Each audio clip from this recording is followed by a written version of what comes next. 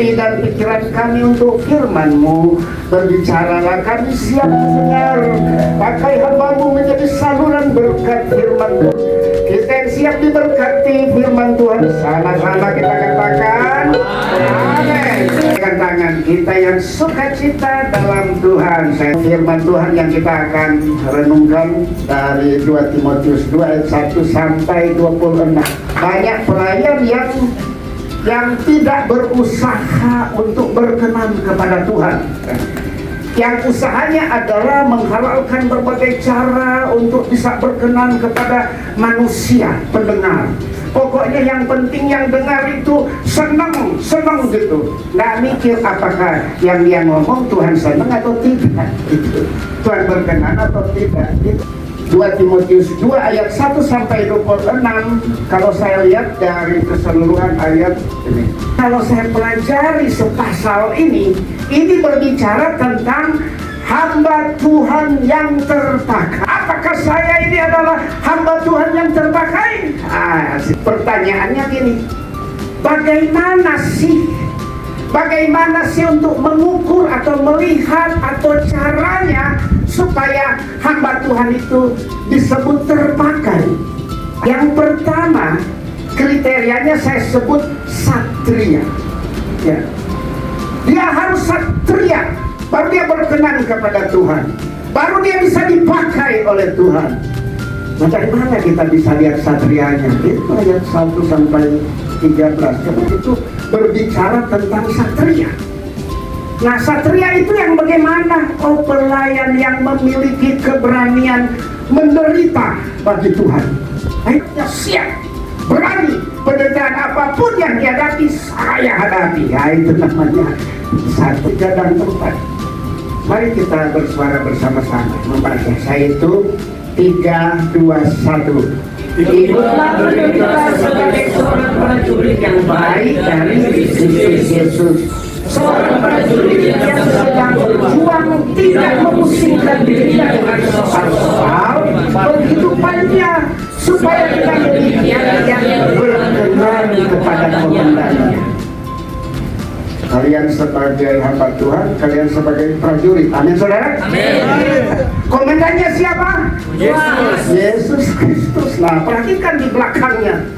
Supaya dengan demikian ia berkenan kepada komandannya. Ya, kalau mau dipakai harus berkenan kepada Tuhan Yesus Kristus. Ya. Pokoknya yang dia pikir adalah bagaimana supaya saya berkenan kepada komandan saya, yaitu Tuhan Yesus Kristus. Amin, saudara. Amin. Ya, kita beri kemuliaan untuk Tuhan.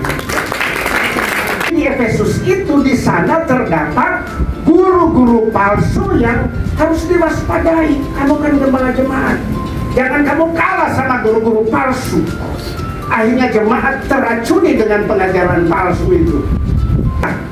Bahkan Paulus begitu spesifik untuk nyebut orang. 1. Himeneus, 2. Filetus, 3. Alexander.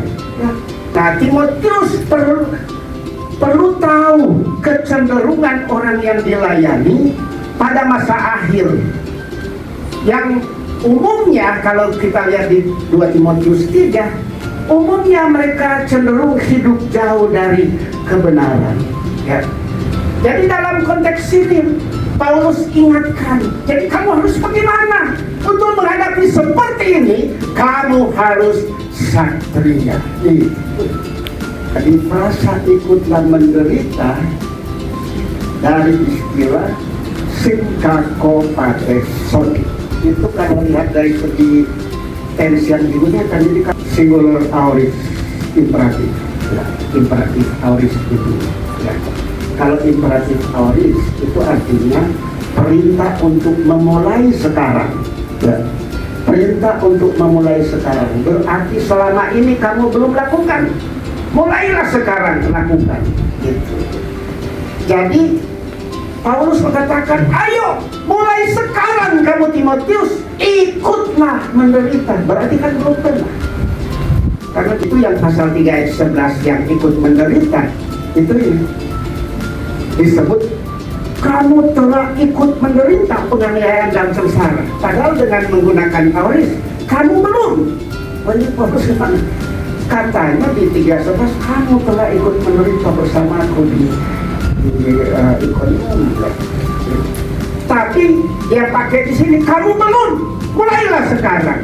Nah, itu yang saya katakan, kalau tidak mempelajari bahasa asing, kalian tidak akan ngerti itu. Itu sebabnya saya bilang pengkhotbah jangan pandang enteng untuk mempelajari bahasa asing. Yang 3:11 itu penderitaan yang disebut kategorinya pateo. Ya. Pateo itu menderita, saya menderita. Yang digunakan oleh Paulus ini kakopateo. Pateo dan kakopateo. Kakopateo itu kata majemuk, dua kata yang disatukan. Kakos itu artinya buruk. Buruk. Jadi Paulus katakan, kamu sih sudah ikut menderita di Listra, Ikonium, ikut saya, tapi itu kan penderitaan yang biasa-biasa. Tapi sekarang kamu sudah mengembalakan jemaat, sudah pegang jemaat, harus siap menderita sampai yang terburuk sekalipun. Mulai sekarang, kamu belum. Itu dan Paulus kasih contoh di pasal 4 ayat 6, mengenali diriku, darahku sudah mulai dicurahkan sebagai persembahan dan kematianku sudah dekat. Nah itu berita, darahku sudah dicurahkan, bahkan kematianku sudah dekat, gara-gara memberitakan Injil, gara-gara jadi hamba Tuhan. Nah kamu harus siap seperti itu ya. Jadi jangan cuma pateo saja, harus kakopateo. Mulai sekarang. Nah itu namanya satria. Cuma satria yang bisa kakopateo. Yang bukan satria, cuma pateo yang bisa dipakai. Di pasal 2 ayat 4 di bagian kita kan 2 ayat 1. Tidak memusingkan dirinya dengan soal-soal penghidupan. Jadi seorang prajurit ya, seorang prajurit meskipun merasa lelah, dia tetap maju. Meskipun merasa lapar dan sakit, dia tetap maju berperang untuk mendapatkan kemenangan. Dia tidak pusing dengan soal lelah, lapar, haus, sakit. Ya meskipun mendengar ledakan senjata, tidak bisa si prajurit, ada tembakan, ya sudah, saya tidur aja, jangan sampai. Ya bukan prajurit namanya. Kalau prajurit itu meskipun tur, dia tetap saja begini. Dia juga kadang-kadang dulu lewat siu, kadang-kadang kena di helmnya. Tapi namanya satria harus begitu. Kalau mau dalam benaknya ketakutannya, dan yang ada hanyalah semangat yang membara untuk mencapai visi, yaitu kemenangan yang membawa kedamaian.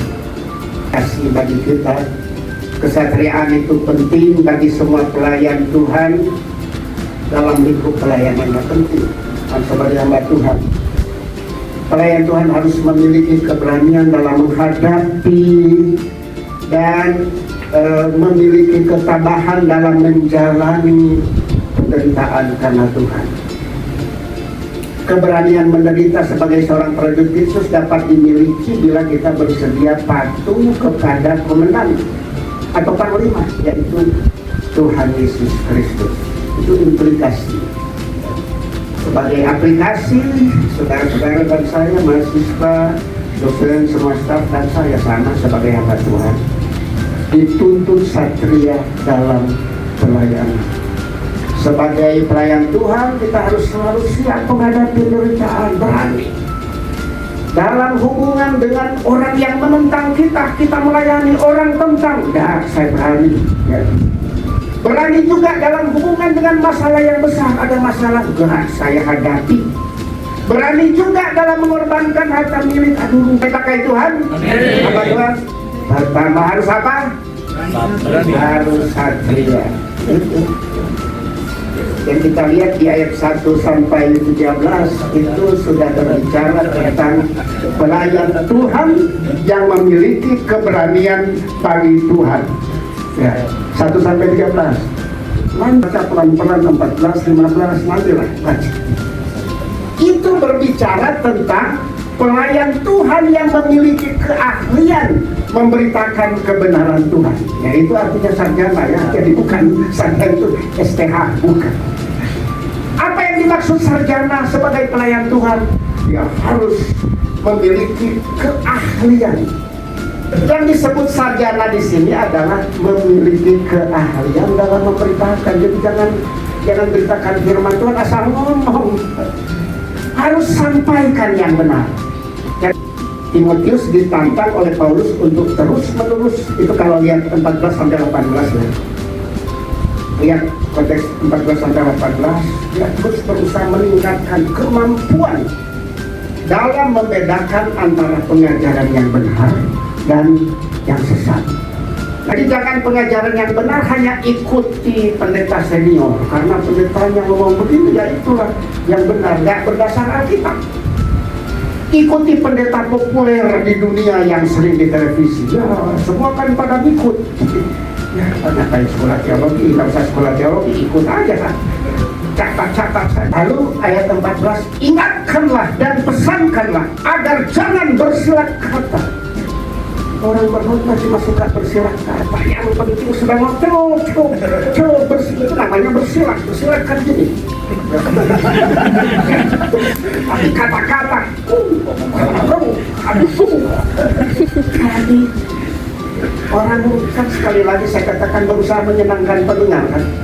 Oh, luar biasa, pendengar luar biasa. Padahal yang ngomong itu bersilat kata, kan dia sendiri nggak tahu yang benarnya apa.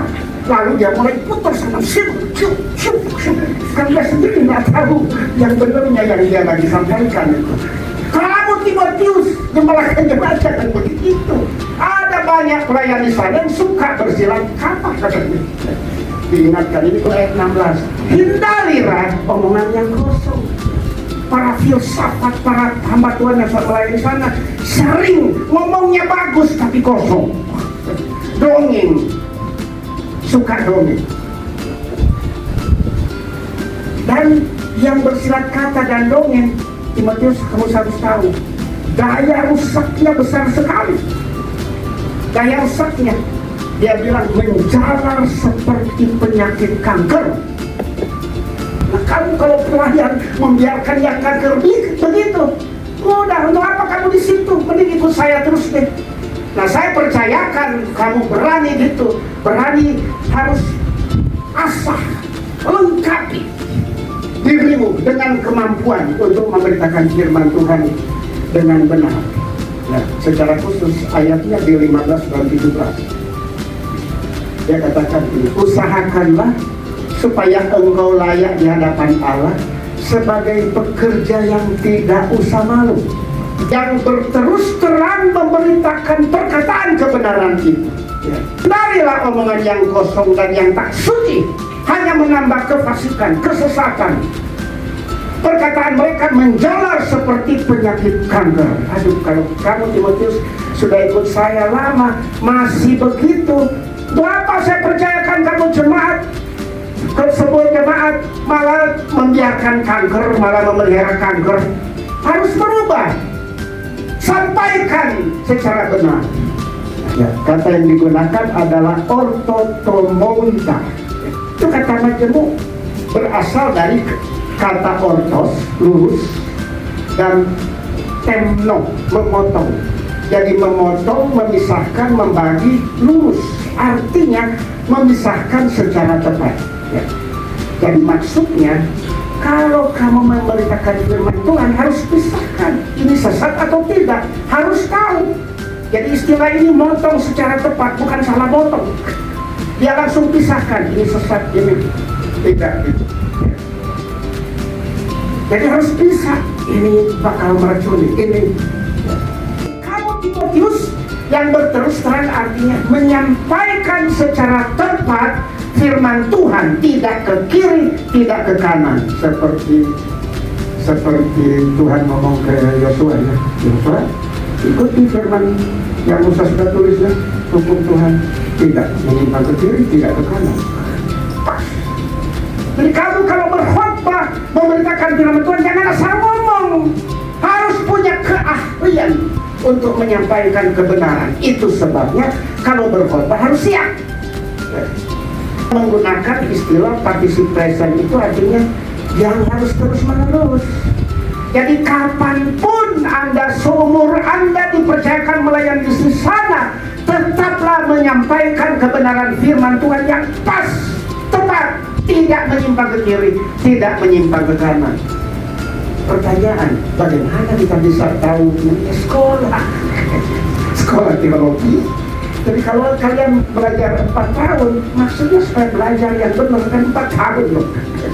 Nah, jelas di ulang 15, usahakan engkau Timotius layak. Layak artinya layak sama komandan.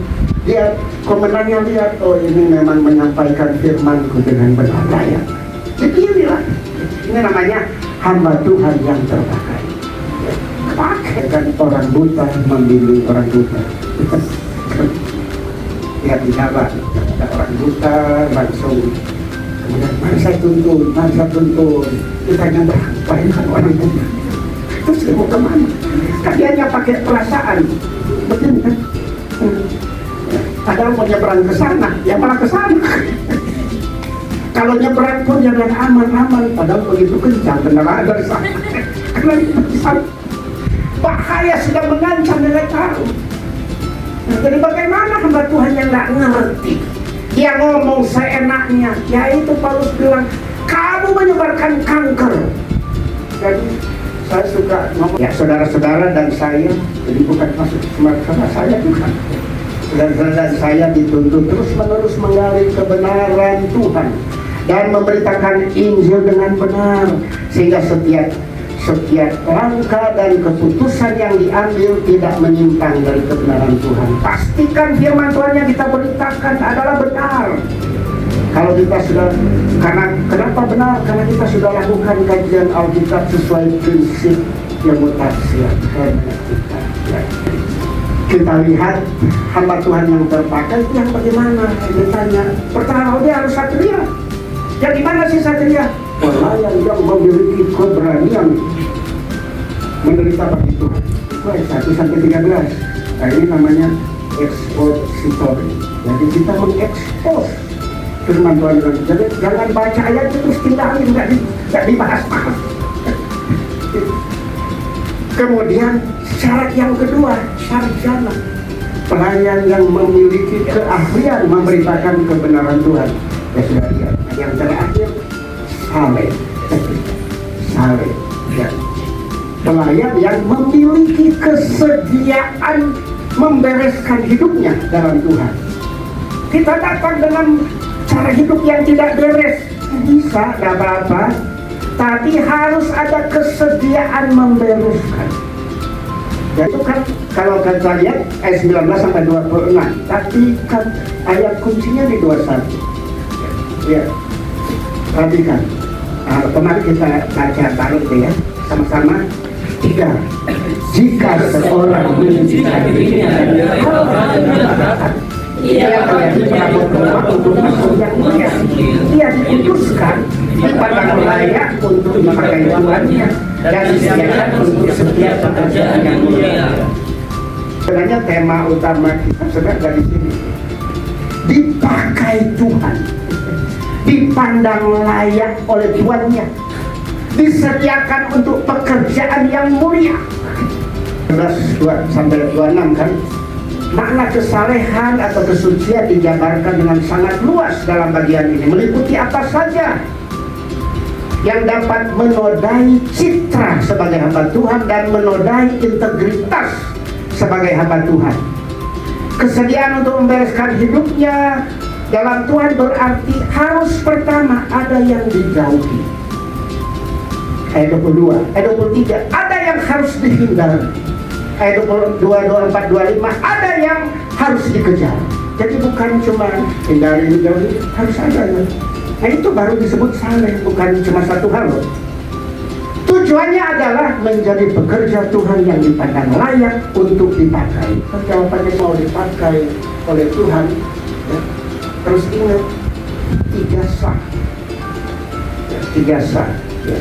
1 satria, 2 sarjana, 3 saleh. Ya, sa pertama apa saudara? Setia. Sa kedua Saleh. Sa ketiga Saleh. yang memiliki keberanian menderita bagi Tuhan. Ya. Sarjana, oh bukan STH, bukan, hamba Tuhan yang memiliki keahlian memberitakan kebenaran Tuhan. Sa ketiga saleh, oh keberanian hamba Tuhan yang memiliki kesediaan untuk membereskan hidupnya dalam Tuhan. Amin saudara. Amin. Kemuliaan untuk Tuhan.